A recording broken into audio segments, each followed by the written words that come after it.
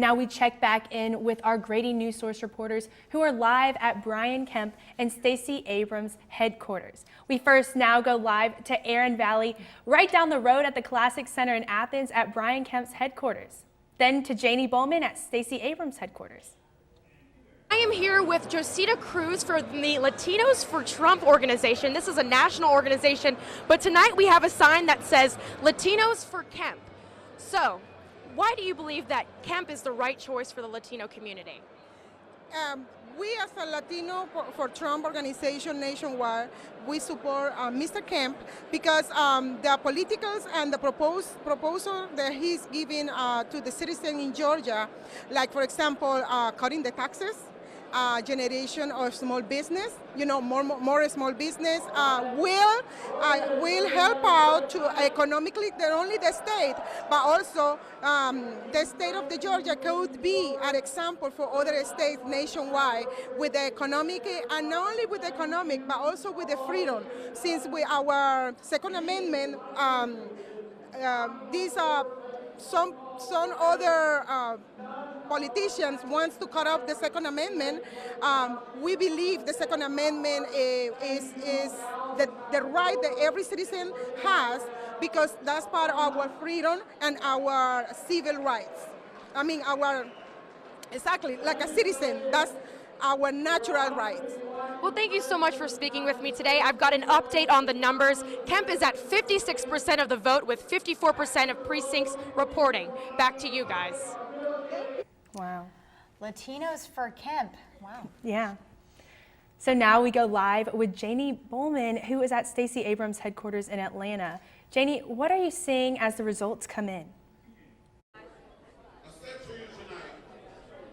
We have some updated numbers for you where over 50% of precincts are reporting. That exact number is 54% reporting. And Kemp is still leading with 56%, but Abrams is creeping up at 43%, with Metz still pulling out 1% of the votes.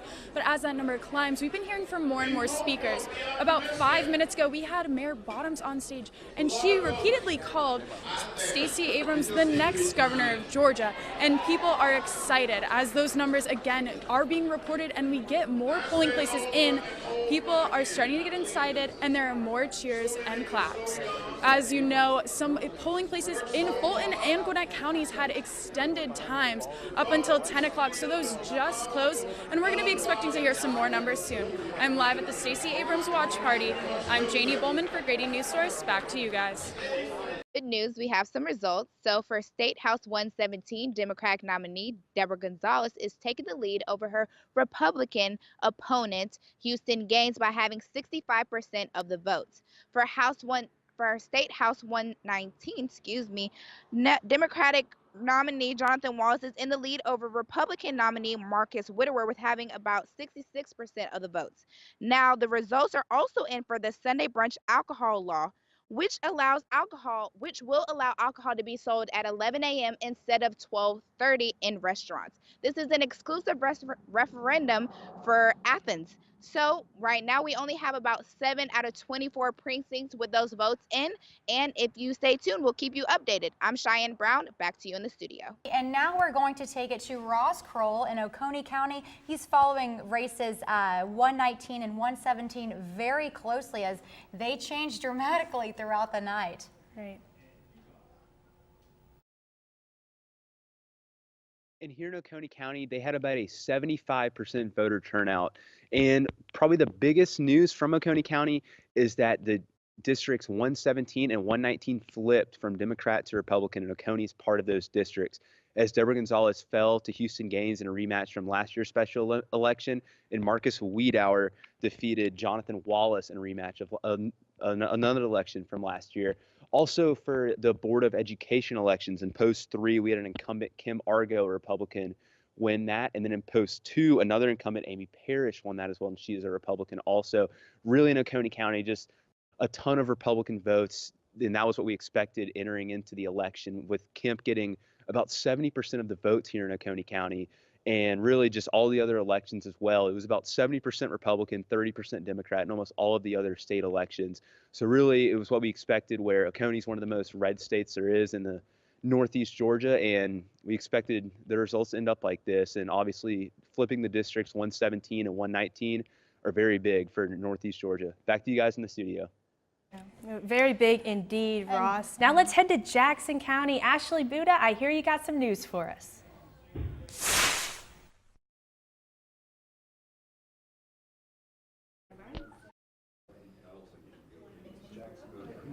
So I am here with Teresa, who has been serving on the board for 8 years, and she has been here since 2 p.m. And I just wanted to know, Teresa, can you tell me about your experience tonight, what you think of the results coming in? Well, the experience has been exciting. We've worked a lot harder than we normally do. Our numbers are way up. The whole state, the numbers are up. We've experienced, just like most states, over 300% turnout and early voting, averaging 600. These two ladies right here, they help average like 600 or more people every day. That's incredible. So they had to work extra hard when we were expecting 50 and 600 show up. You know how that is. So. And so as of right now, we have all of the 4 precincts in, and I feel like this is a celebratory moment. How are you feeling right now with all the votes in? I'm excited to go home, and I want to see all the numbers. These are Jackson County, but I am dying to look and see what all the other counties did and what we've done as a state. Yeah, I am too. Thank you so much, Teresa. Thank you for being here. Back to you guys in the studio. Stay in school. Thanks, Ashley. And you heard it here. Votes are coming in Jackson County and really all over the country right now. Yeah, and like you said, I know I'm dying to see all of the numbers, but we'll continue to keep you updated after the break. Stay with us. Well, results are coming in left and right now the governor's race is the tightest it's been all night. We have 5 more result updates for you. So right now, Georgia's gubernatorial race, Kemp is at 55% and Abrams is at 44%, Metz is at 1%, and this is a total of 42% precincts reporting. Abrams is inching up there. For Georgia's lieutenant governor's race, Duncan is at 56% right now and Amico at 44%. Georgia's attorney general race, Carr at 56% and Charlie Bailey at 44%. It looks like he's edging up there as well with 44% of precincts reporting.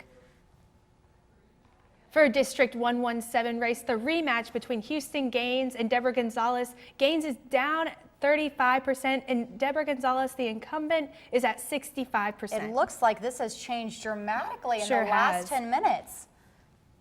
And in District 119 race, Wiedewer at 34% and Jonathan Wallace at 66%. And for the last result for right now, Georgia House District 120, Rhodes, the Republican candidate, is at 73% and Hogg at 27%. And like you were saying, results are coming in every second, and we have so much. Welcome back. Before we start talking about what's going on a national level, we're going to take a look at what's happening locally right now. We have 3 more results for you. A flip. District 117, Republican candidate Houston Gaines, 64% over the incumbent Deborah Gonzalez, 36%. Again, Maddie, it is just amazing how these candidates have just gone back and forth leading all night. Right now, 75% of precincts are reporting, so this race is close to being called with Democratic candidate incumbent Deborah Gonzalez only at 36%. And in District 119 race, we have Wiedewer at 63% and Wallace at 37%. Now this is 2 district races here, 117 and 119. Both incumbents are down and both districts have a chance of flipping. Right, truly a flip. And both UGA grads here too, wow. Our last result right now, Georgia House District 120, Rhodes at 68% and Hogg at 32%. Again, this is 80% of precincts reporting. And you know, we're also receiving reports that Republicans will remain control of the Senate. Wow, so a lot of results coming in on a national level as well as a local level. Watkinsville City Council Post 5, Matthews at 51%, Morgan at 28%, and Mayberry at 20%. And that is our last result that we have for you right now, but we want to take it to Ross Kroll in Oconee County to tell us more.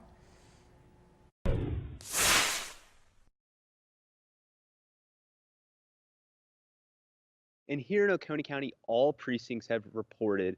So the election is still unofficial, and they have to approve everything on Friday with certification at 5 p.m. But all precincts have reported here in Oconee County. I've got some results for you. And Watkinsville, all of the incumbents won in the Watkinsville City Council race. That means Christine Tucker, Dan Matthews, and Marcy Campbell all won their respective races. Also for the governor's race, Brian Kemp is up about 70% to Stacey Abrams at 30%. And then looking at the State House 119 race, we had Marcus Wiedauer at 70.96% compared to Wallace at 28.99%. So he's leading a lot in Oconee County. And then also looking at the State House 117 race, Houston Gaines came in with almost 70% of the votes, while Deborah Gonzalez had a little bit above 30% of the votes. So very red turnout here in Oconee County, and 75.47% of registered voters came out to vote in Oconee.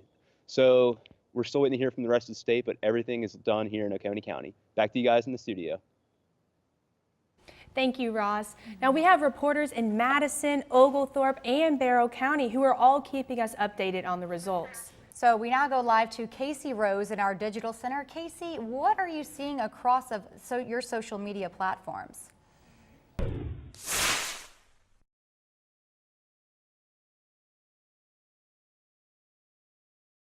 Parts about voting in elections is those Georgia peach stickers. Now, voters here in Northeast Georgia are showing off those stickers that they got while fulfilling their civic duty. One of those people that we're gonna look at is Friendly Gone. Now, she's posting a picture with her voting sticker and also bragging about the fact that she and her mom got to vote. Another more interesting tweet that we see is from Random Fandom. These are some pretty interesting expressions for people who just voted, but they're posting with their stickers all the same. Now, I've only been eligible to vote in 2 elections so far, but both of those stickers are sitting loud and proud on my desk at home. But getting the peach sticker means something different for people who have never voted before. One of those people in Athens is Anna Sterling. Now, she posted this picture with the caption, "First time voting in the Peach State." And Grady News Source talked to some other students who voted for the first time and got that peach sticker. That story is posted on the Grady News Source website under Election 2018, so make sure you check it out. Thanks, Casey. We're going to be going back and checking with our digital center as the night goes on. But now we go live to Kristen Berry and our expert panel to hear more about this historic election.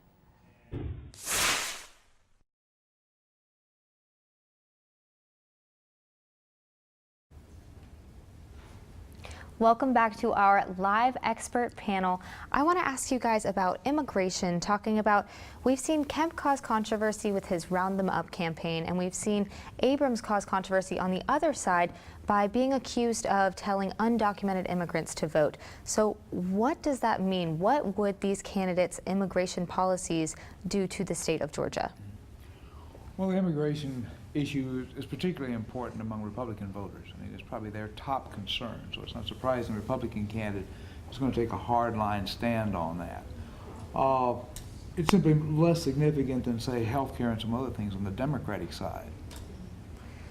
I think the thing you always have to think about is, and it's always fascinating to me when you see the issues people campaign on, I mean, in large part, there is a question of sanctuary cities, but much of the policy that governs immigration is federal policy and not necessarily state policy. And so it's obviously an issue that appeals to base, but you know, there's not as much that that a governor can do on immigration policy than, you know, a president or a senator or a member of Congress can. So is there a lot of activism in Athens about ICE? I know a few months ago there were several protests about ICE. What has that been like?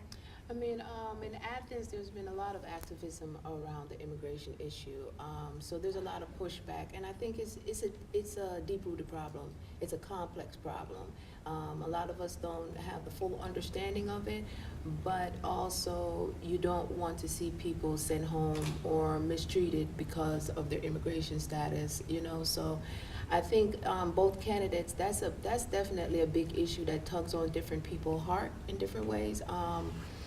So with the candidates, one rounding them all up, one saying, you know, vote, it's gonna definitely make a difference on who supports, you know, how the constituents support each candidate. You know, while the two have very different views on it, after all, a lot of this is going to be set by the legislature, and so Abrams is going to have to deal again with the Republican legislature, and so she might want to modify some of the stands that have been taken in the past. It may be hard for her to do so. Yeah. So one last question I want to ask you guys. What is your prediction right now with what we've seen so far tonight? We know Kemp has been ahead in the smaller rural counties. What would you predict happening by midnight, 1 o'clock this morning? I think we may still be watching to see. I'm not sure it's going to be resolved at that point. I think, you know, any one of the three possibilities, you know, Abrams wins, Kemp wins, we go to a runoff. I think any of these it's a realistic possibility. I mean, that's kind of difficult right now because I'm going to go to sleep and I'm going to wake up and hope in the morning everything is okay. But I think there might be a runoff. I just think there might be, but we'll see. We'll see what happens. And can you guys explain what a runoff would entail as far as campaigning? Oh boy, that would take, another 4 weeks of campaigning, going back out there. I don't want to speak it into existence, but, you know, I mean, that's how, you know, a lot of people are sitting in the street. That's what they're saying. It's going to be a runoff, you know, and just looking at the numbers and how close they are. And to my understanding, they have to have 50. One person has to have 51%. And if they don't hold that 50, so 50 plus 1. And we would become the center of the political universe. This would be the only thing that will be happening. Right now. now. Be this, and so we think we've got a lot of attention so far. Everybody would be looking at this at that point. All the money would be coming in here. So what kind of strategies would we expect to see then? The main thing you try to do in a runoff is to get the people who voted for you in the previous election to come back, because usually there's a decline in participation. So if you could get everybody who voted for you the first round to vote for you the second round, you win, probably. Yeah, I mean, we saw this with Georgia 6, you know, and that open seat. And I mean, so you have to do it and do it all over again, and so that means more advertising and more campaigning. Yeah. All right, well, thank you so much. We will be back soon with another live hit. Thank you again to our expert panel for helping us break down these results. Now we're going to take a look at what's happening around the country. We go live to Sydney Shadricks in our National Results Center. Sydney?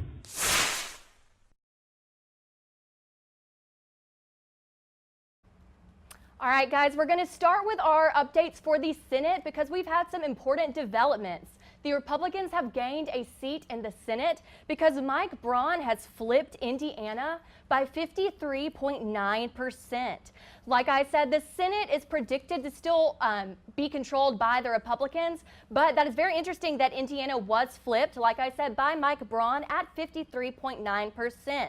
Other states that are red in the Senate now include Tennessee, Mississippi, and Wyoming, and other states that are blue in the Senate, New Mexico, Minnesota, and Wisconsin, and a lot of the states in the Northeast, of course. Now, looking back at our House of Representatives, you can see that the Republicans are still leading the way, which goes against kind of what we've heard of what we think is going to happen. So let's talk about that breakdown there. Right now, the Democrats are at 48, the Republicans are at 57, and we still have 330 seats left to go. This is also important as far as the House of Representatives go. Kentucky's 6th district held on by Andy Barr at 50.9%. That's the Republican incumbent, Andy Barr. Just hardly held on to that Republican state at 50.9%. Now, Virginia's 7th district is another one that can be flipped. And right now, it's looking like there's a pretty good chance. Dave Bratt, the Republican incumbent, is at 49.3%, and our Democrat candidate, Abigail Spanberger, is at 49.5%. That's 0.2% difference. So we're going to keep you all updated there as the Virginia 7th District results keep coming in. Like I said, make sure to tune in here so that you can see how these state races are affecting us nationally. We're going to keep having our House of Representatives graph up here to see if the Democrats do indeed flip the House of Representatives. And like I said, we'll keep you posted on these Senate races as well as they become available. Back to you guys.